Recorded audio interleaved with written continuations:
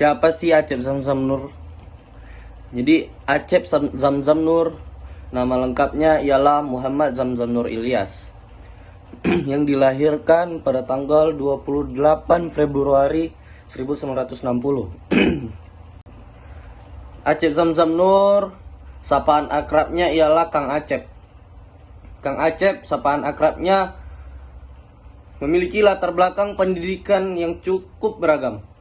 Pendidikan yang pernah dilaluinya antara lain Pondok Pesantren Cipasung, Tasikmalaya, SMA di Jakarta, tamat pada tahun 1980, santri di Pondok Pesantren Asy-Syafiyah, Jakarta, Fakultas Seni Rupa dan Desain ITB, tamat pada tahun 1987, serta Universitas Italiana per Stranieri Perugia, Italia 1991 sampai dengan 1993.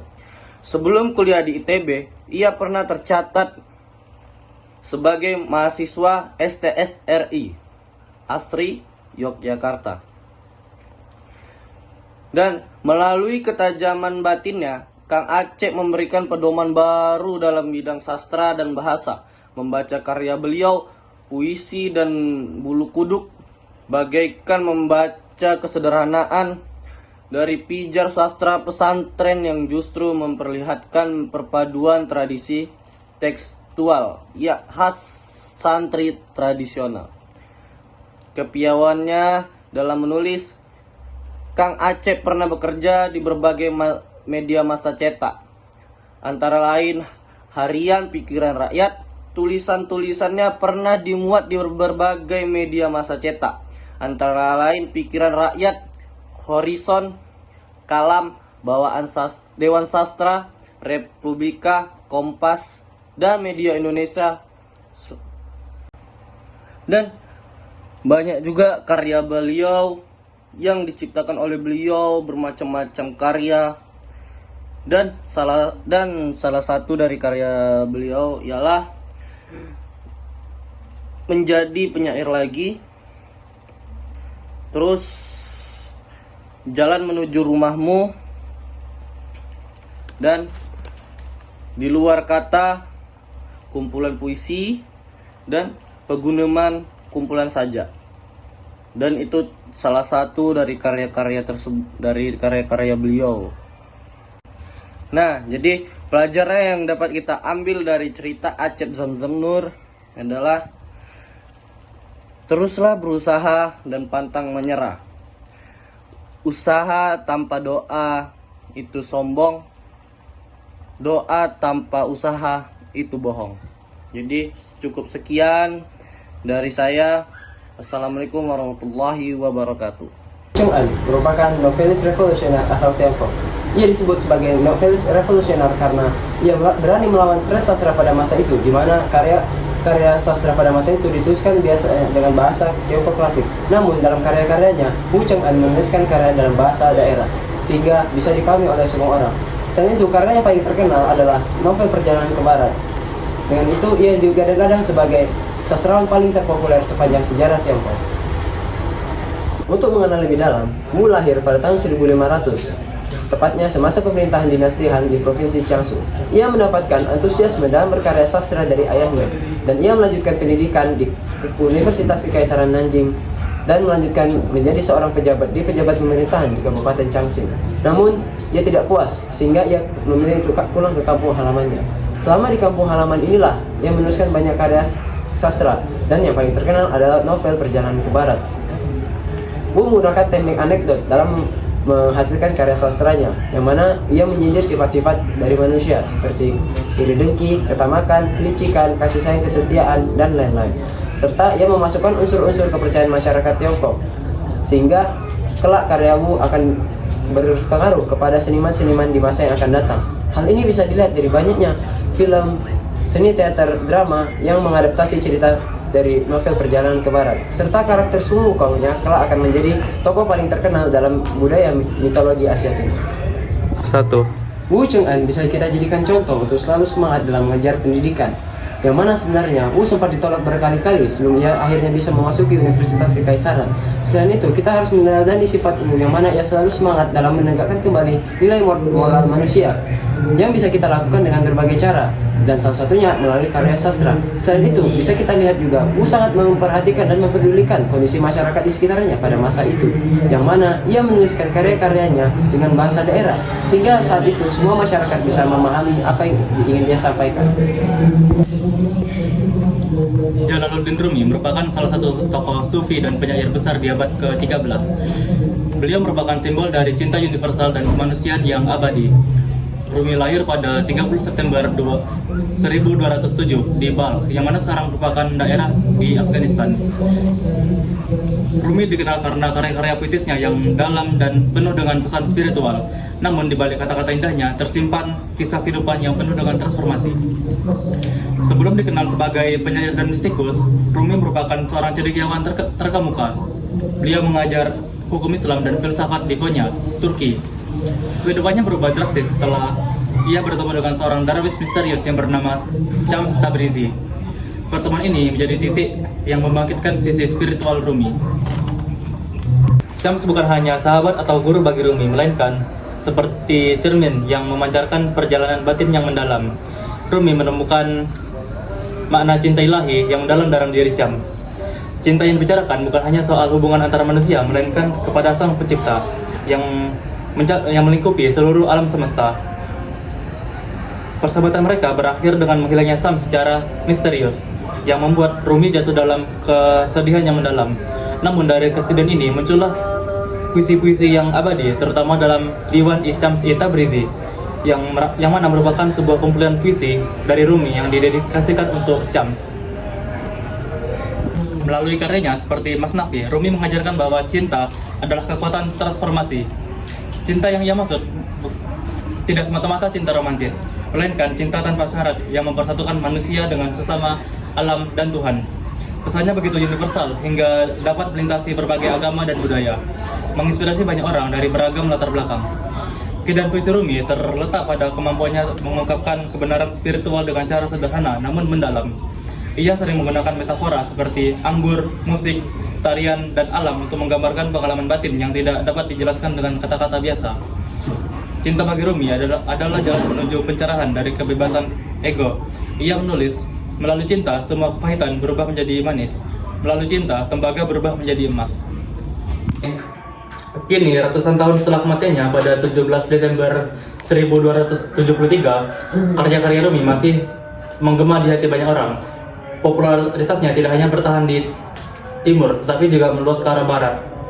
Buku-buku puisi tentang cinta universalnya diterjemahkan ke dalam berbagai bahasa, dan ajarannya tentang cinta universal terus menginspirasi mereka yang mencari makna hidup yang mendalam.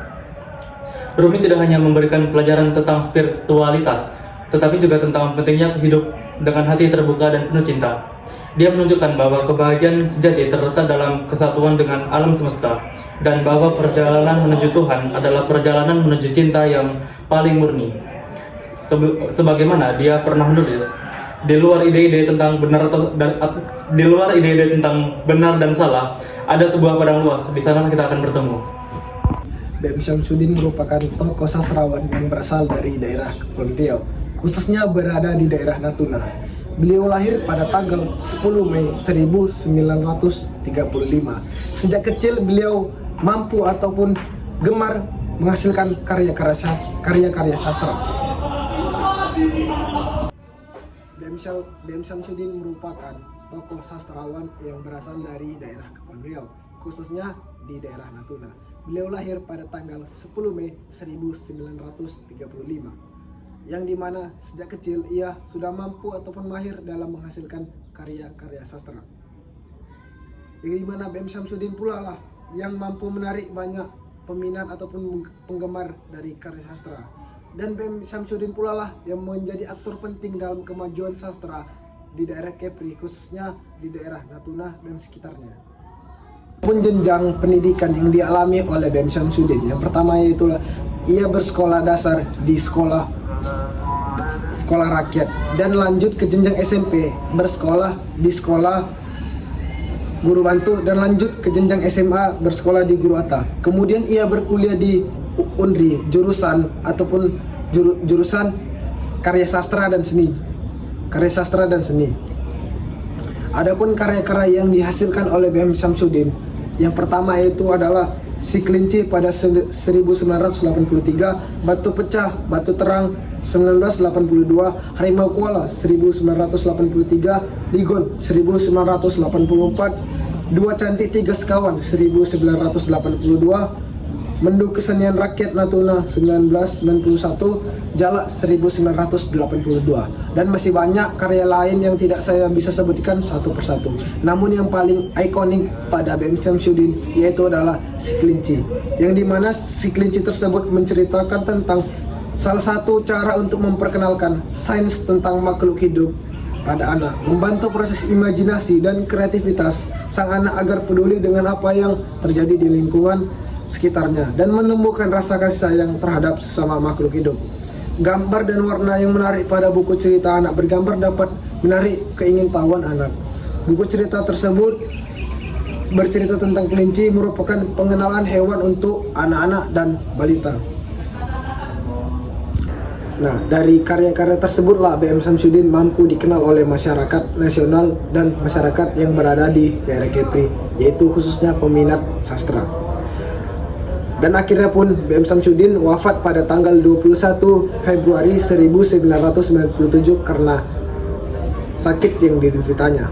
Pesan dan kesan yang dapat saya sampaikan dari tokoh BM Syamsuddin yaitu memiliki sikap rendah hati dan juga sikap pantang menyerah dalam menghasilkan karya-karya terbaik yang bisa ia buat, dan juga bisa mengharumkan nama Kepri di kancah nasional, dan juga bisa merupakan faktor pendukung ataupun aktor penting dalam berkembangnya karya sastra yang berada di daerah Kepri sampai sekarang.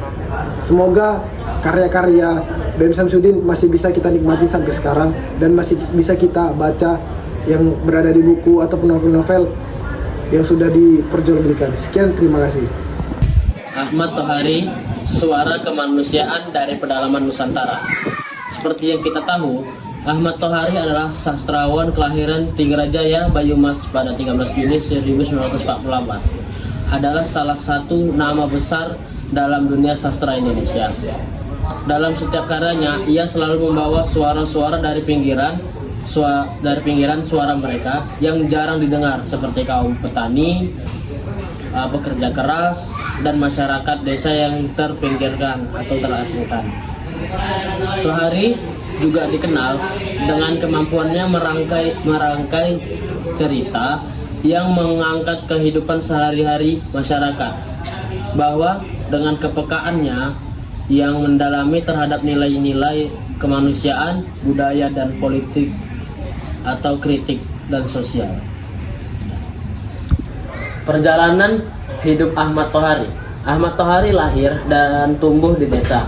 Ia menghabiskan masa kecilnya di lingkungan pedesaan yang kental dengan tradisi Jawa dan kehidupan yang agraris. Latar belakang inilah yang kelak menjadi sumber inspirasi ulama dalam karya-karyanya.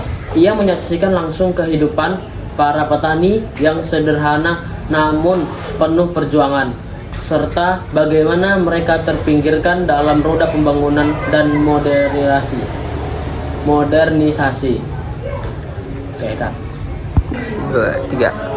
Meski memiliki kesempatan menimba ilmu di perguruan tinggi, Ahmad Tohari tidak pernah jauh dari akar kebudayaan. Kehidupannya di desa yang sederhana dan penuh solidaritas sosial, dan selalu menjadi sumber pengamatan yang tajam yang membentuk kepekaannya terhadap masyarakat di pedesaan.